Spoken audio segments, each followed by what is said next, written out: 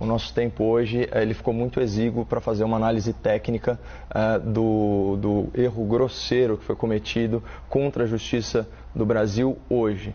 Então eu vou me ater a considerações um pouco mais genéricas. E é muito importante a gente separar essa questão em dois pontos. O que está em juízo aqui não é o caráter desse parlamentar, não é a sua biografia, como fez parecer aquele final patético da argumentação do ministro Alexandre de Moraes, falando sobre os dados biográficos, o que o parlamentar fez ou o que ele não fez. Não é o nosso alinhamento ou o nosso desalinhamento a quaisquer ideias desse parlamentar. O que está em julgamento aqui é a Constituição, são as regras para a determinação da prisão, ou seja, quando que a gente deve privar um cidadão de liberdade, mais especialmente, e se ele for um parlamentar que goza de imunidade material justamente para ter a sua liberdade de expressão respeitada no seu sentido mais amplo. É disso que se trata, é adequar a lei ao caso concreto, não fazer um juízo sobre o caráter ou sobre a biografia desse ou daquele parlamentar. Então a primeira coisa que a gente tem que separar, né, é o julgamento político do julgamento técnico. E o julgamento técnico, jurídico, deveria caber a uma Suprema Corte que não fosse tão casuísta e não tivesse tantos dois pesos e duas medidas. Eu poderia citar aí N ocasiões em que a Lei de Segurança Nacional poderia ter sido invocada e não foi.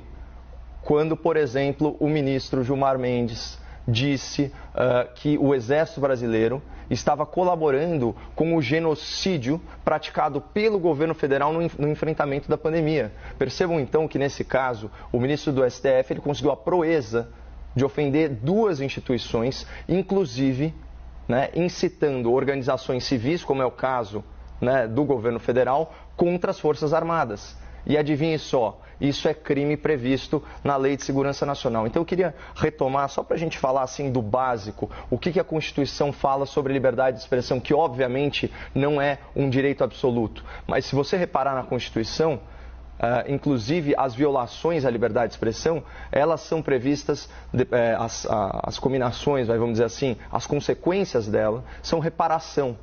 Mas nunca a priori, tanto que não existe censura, né? É livre, artigo 5º, inciso 4º, é livre a manifestação do pensamento, sendo vedado o anonimato. E o artigo 53, caput, ele é muito claro, os deputados e senadores são invioláveis, civil e penalmente, por quaisquer das suas opiniões, palavras e votos. É a tal imunidade parlamentar que eu já comentei. E aí o parágrafo 2º desse artigo diz o seguinte: desde a expedição do diploma, os membros do Congresso Nacional não poderão ser presos, salvo em flagrante de crime inafiançável. E aí qual que é o pulo do gato, né, que o ministro Alexandre de Moraes e, ao que parece, todo o plenário do Supremo deram para justificar o injustificável, a arbitrariedade?